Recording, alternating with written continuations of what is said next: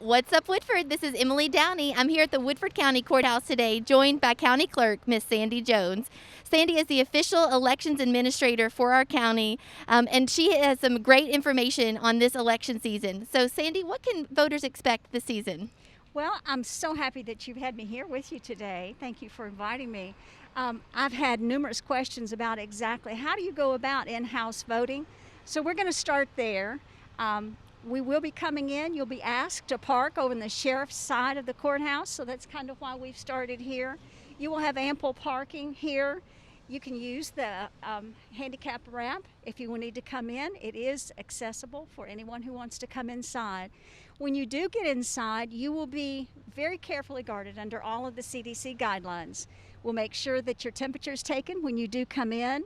You will be asked to wear a mask. We will have our mask on as well. You'll be given a glove, so when you use the e-poll book and you are checking in as a voter, you won't be touching anything that anyone else has touched. You're going to be given a pen that you will take with you, or you can throw it away as you cast your ballot.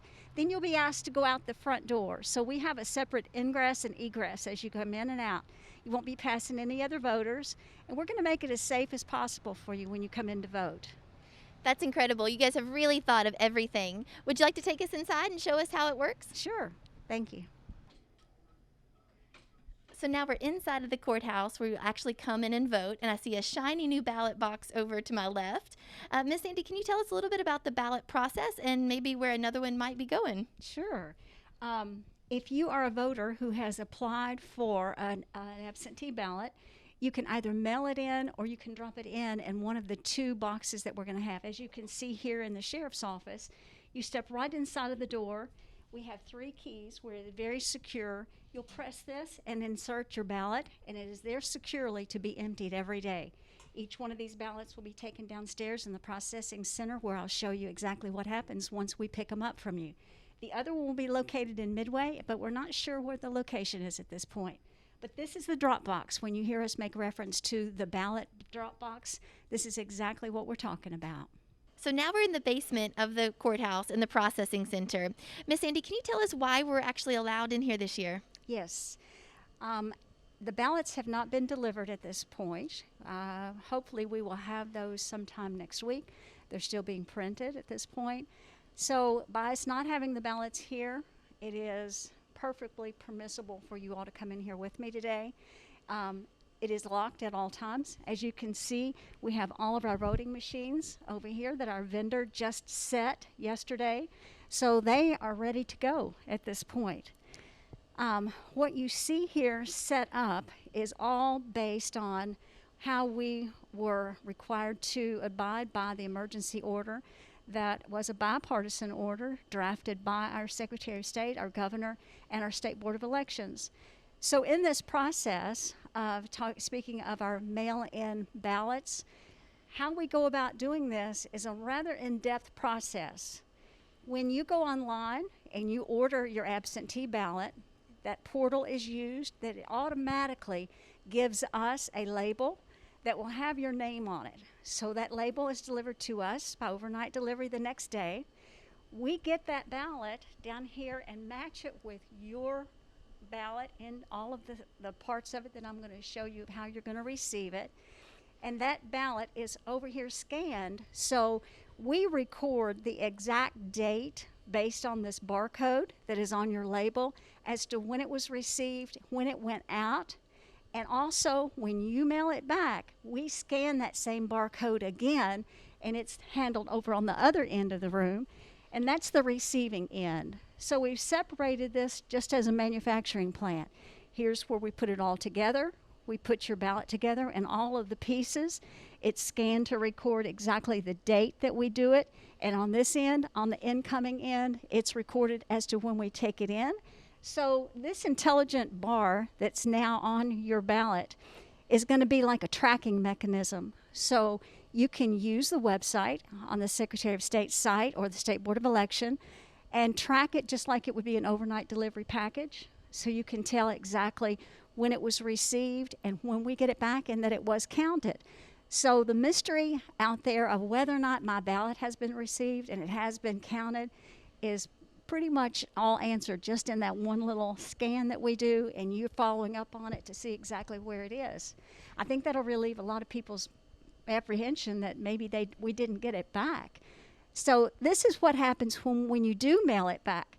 The other portion of it is if you decide that you would rather drop it off in the box, we still bring it down here and we process it exactly the same, whether it comes to us from the U.S. Post System or if it's dropped in the box. We still do exactly the same process on the ingoing and the outcoming coming in back in. I love to hear that thorough, secure process. Can you tell us a little bit about the ballot so we can make sure that everything is done properly and that it's going to be counted? Absolutely. The ballot, the labels that I was talking to you about, you're going to see your first label here, and this is going to have your name on it here. It will have the embedded barcode on here that will have information in there that's very valuable to us as we're scanning it. When you get this label, this is the envelope that's going to be inside. Please note that I have marked this clearly, that this bright pink area here is where you're going to be signing it. This is all of your information here that's going to have another one of these labels here. The postage is prepaid, so you're going to mail it back to us in this envelope. The first one is going to be put aside. This is your outer envelope now. Now this is the security envelope, and this is the same information that we had on the other two labels will be right here to tell us exactly who you are. I've marked it once again to show you that you need to sign here as well. You've got two signatures that are required. Inside, the very important part about this is that you see that it is perforated here. On the inside, it has adhesive here. So you're going to get your ballot out. Your ballot will be inside of this portion. Here's the sample ballot that I pulled out from our primary election. This is the instruction sheet that's going to be around encasing your ballot inside. So take all of this out. Take your time to read through this. And the only thing that is different about this instruction sheet that hasn't been changed is that it doesn't mention that we have a drop box, but you can still mail it in your postage paid envelope. So you're going to put that aside, mark your ballot, put it inside the security, and you're going to make sure that you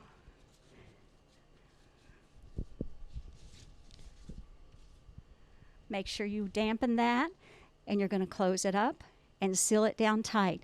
Do not tear off your flap. Please leave that attached. With all of that enclosed and it's all sealed down and the flap is still attached, you're going to put it inside of this envelope here.